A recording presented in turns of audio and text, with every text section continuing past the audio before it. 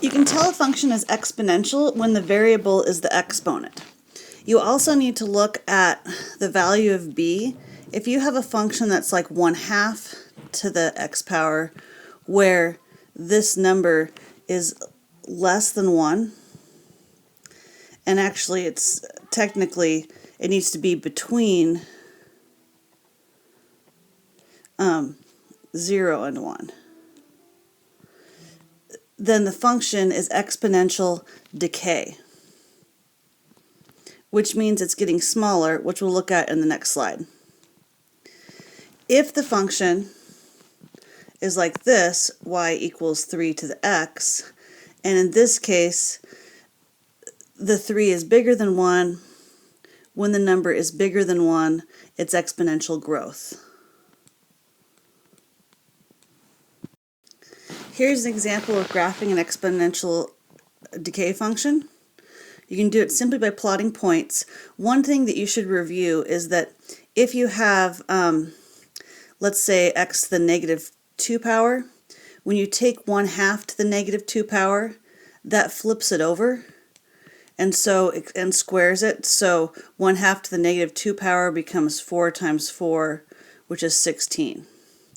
At negative 1, it's 8. At 0, it's 4. At 1, it's 2. And at 2, it's 1. So if I were to sketch this function, it would look like this.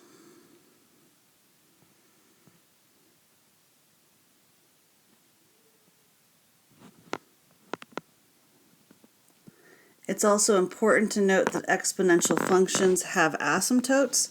This asymptote here is at the x-axis at y equals 0, and you need to write both the end behavior and the asymptote in limit notation.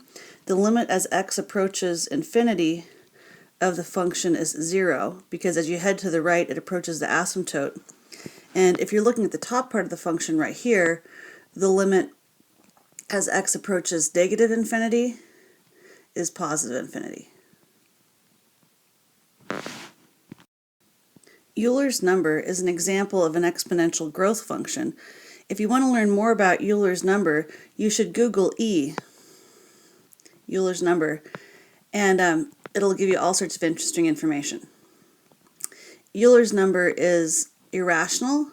It's also one of the very important mathematical constant. Its approximation is about 2.718.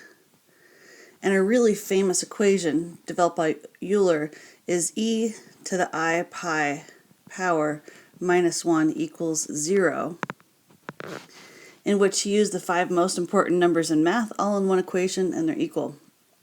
So if I take e to the 0 power, anything to the 0 power is 1, and if I take e to the first power, it's e, which is 2.718. And if I sketch a graph of that function, let's say I took e to the negative 1 power, that would give me a fraction because it would be 1 over 2.7. So at 0 I am 1, at 1 I'm a little more than 2, and down here I'm a fraction. So this is an example of an exponential growth function. If I write the limit notation for the end behavior, as x goes to infinity, the graph goes to infinity. As x goes to negative infinity, the graph approaches 0. This example shows what happens to shifts in the graph. If I look at the base graph y equals 2 to the x, it has points at negative 2, 1/4, negative 1, 1/2, 0, 1, 1, 2, and 2, 4. And if I graph the base function, it looks like this, and it's an example of exponential growth.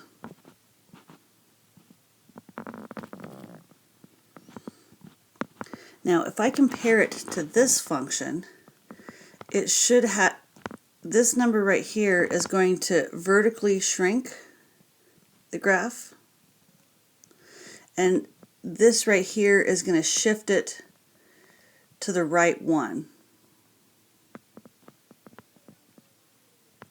But let's check that graph with points as well. If I put in 0 to this graph, I get 1/4. If I put in 1 for this graph, I get 1/2. And if I put in 2 for this graph, I get 1. So it has a point at 2, 1, 1, 1/2, 0, 1/4. If I put in 3, I get 2.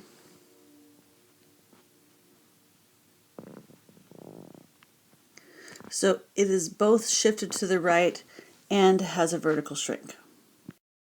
Some of the problems at the end of the assignment, you're going to use a calculator to find the exponential regression, and that's pretty easy. You're just going to hit the Stat Calc button and ask the calculator to find the regression for you. But we're also going to do these problems algebraically, and I want to show you how to do that. It's actually very simple. You can make your life easier if you pick easier numbers.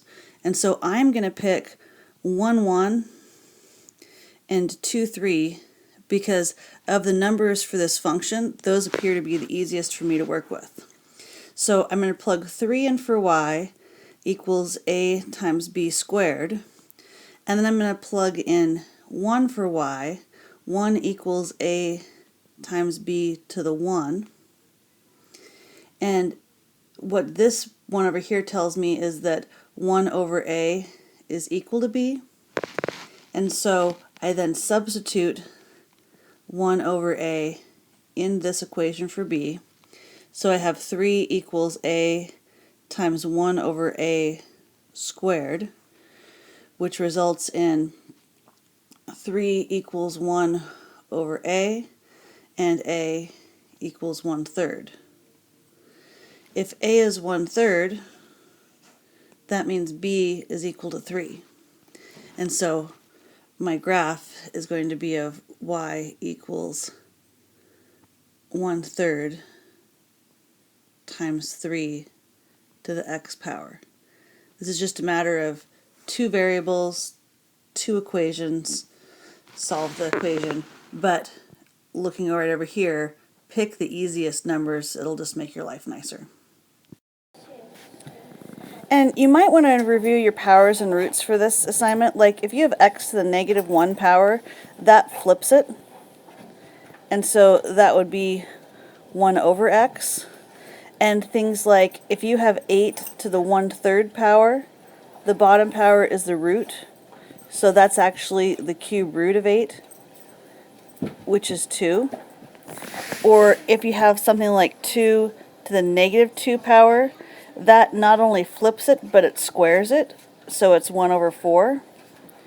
Or if you had x to the 3/2 power, that would be the square root of x cubed, which simplifies to x square root x.